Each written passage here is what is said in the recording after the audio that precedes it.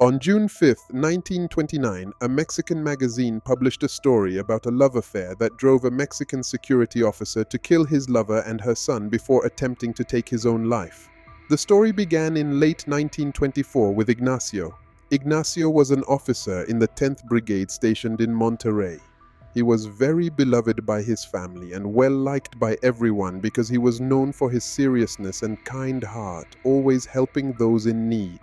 However, Ignacio would go every day to relax at a tavern called Victoria Tavern to unwind and detach from the day's stresses. One day, while he was sitting in the tavern, he saw from afar one of the workers there named Cristobal shouting at a girl who also worked there named Marisa.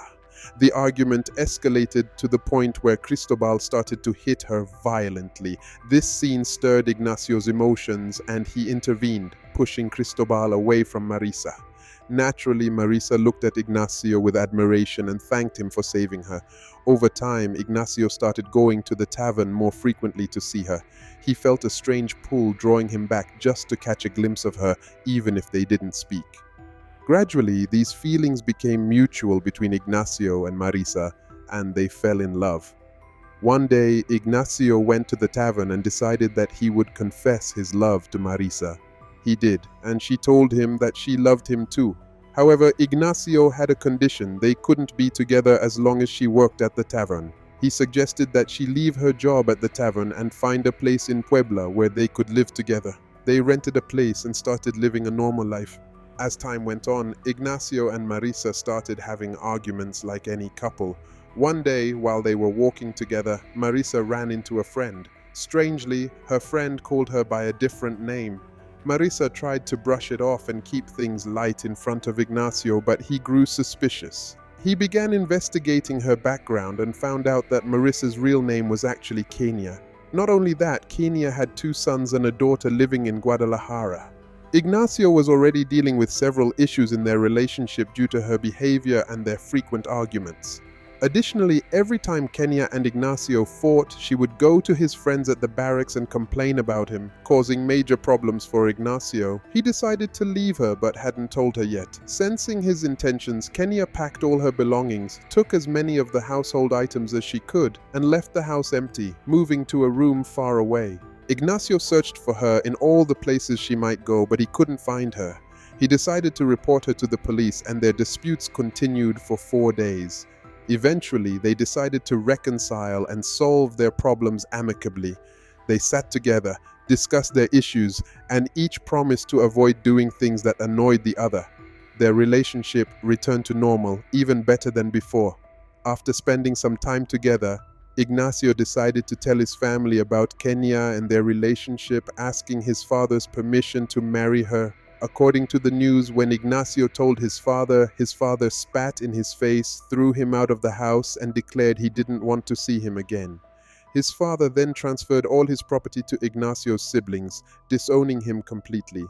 Ignacio had no choice but to live with his lover permanently since his father had disowned him. As they lived together, Ignacio became jealous of their Greek neighbor, particularly because he had seen Kenya talking to him several times. This jealousy wasn't one-sided. Kenya was also extremely jealous of Ignacio, causing him significant problems. One day, Ignacio saw Kenya talking to their Greek neighbor again, which upset him.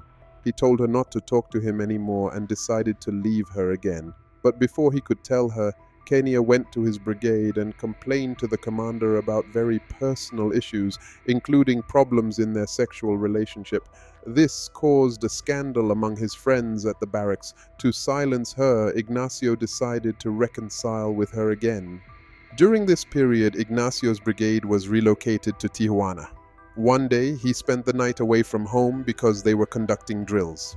Kenya went to his brigade in Tijuana and refused to leave without Ignacio. She only left after the brigade commander assured her that they were conducting drills and would return once they were finished. All his colleagues laughed at him, teasing Ignacio for having to go back with her even if he wasn't doing anything wrong. Despite his love for Kenya, Ignacio couldn't get mad at her or speak harshly to her. Later, his brigade was relocated to Ciudad Juarez and Ignacio wanted to send her letters. However, his colleagues would open and read the letters, mocking him. Ignacio decided to learn Greek so he and Kenya could communicate without his colleagues understanding the letters. In one of the letters he sent to Kenya, he told her he would be very late and didn't know when he would return. He convinced her to go to Guadalajara to stay with her family until he finished and could join her there. After finishing his work in Ciudad Juarez, Ignacio traveled to Guadalajara to see Kenya. One day, while they were walking along the beach enjoying each other's company, they saw a Greek man sitting on the shore with dirty clothes, holding a fishing rod and looking very sad and troubled. As soon as Kenya saw the man, she was shocked and hurriedly said to Ignacio, "Let's go this way, Ignacio. That man is my husband." Ignacio was stunned and very angry. Kenya explained that she had left him long ago because of his behavior. When Ignacio's leave ended, he decided to take Kenya back to Ciudad Juarez to live with him. During this time, they wrote to the patriarch to get married and live together as husband and wife. Because of his deep love for her, Ignacio would sneak out of the camp at night to be with her, walking barefoot and in his underwear. One day, his secret visits were discovered, causing a huge scandal, and Ignacio was court-martialed because of Kenya. His brigade was then relocated to Mexico City, and sometimes Ignacio stayed at his uncle's house due to work. Every night Ignacio was away from home, Kenya would go to the tent, take an empty can, sit on it and wait for him. When she saw him, she would scold and berate him, saying hurtful things. The news of Kenya's visits reached the brigade commander, and Ignacio was court-martialed again because of her. After some time, Ignacio became very ill and was hospitalized. One day, Kenya went to visit him, and unfortunately, she met one of Ignacio's female friends. A scandal ensued with the friend yelling in front of the patients and the head doctor claiming, "This is a tavern, not a hospital."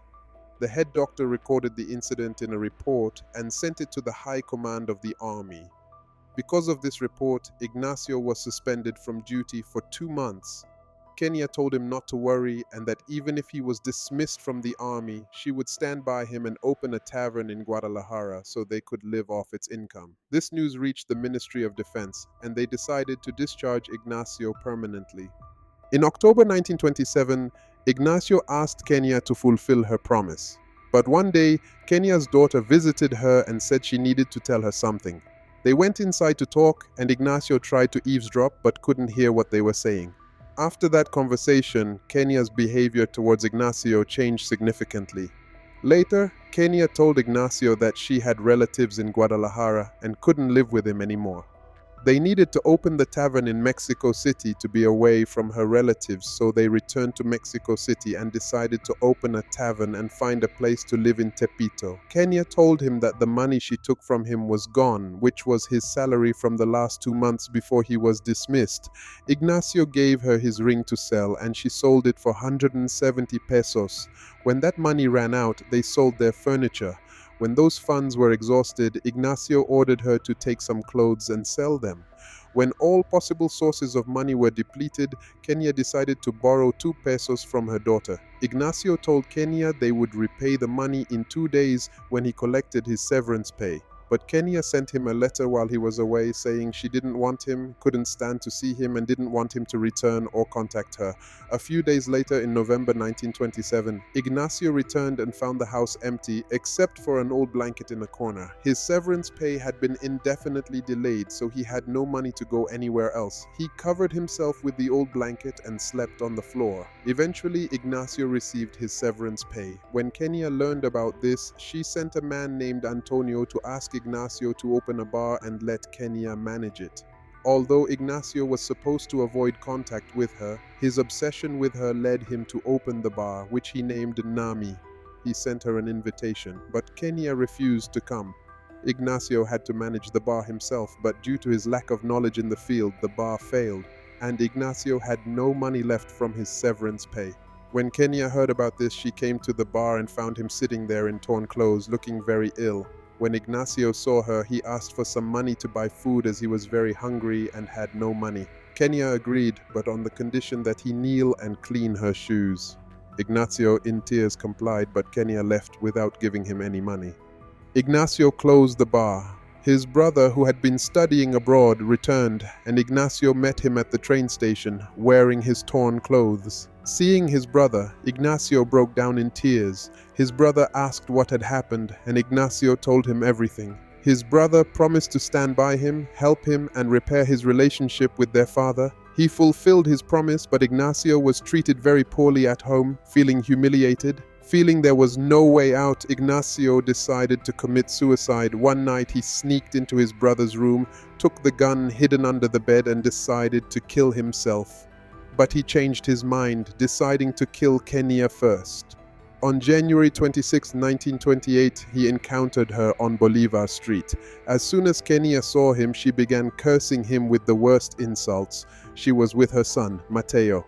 Kenya approached Ignacio, took his cane, snatched the hat off his head, and laughed with her son.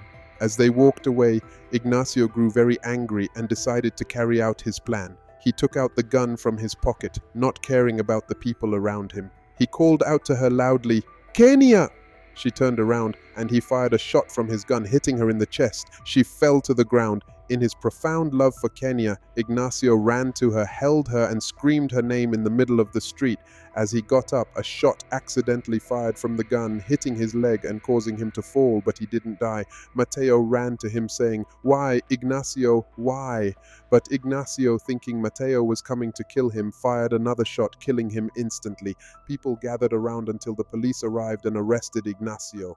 On November 26, 1928, Ignacio's trial was filled with tears over the young man's lost future.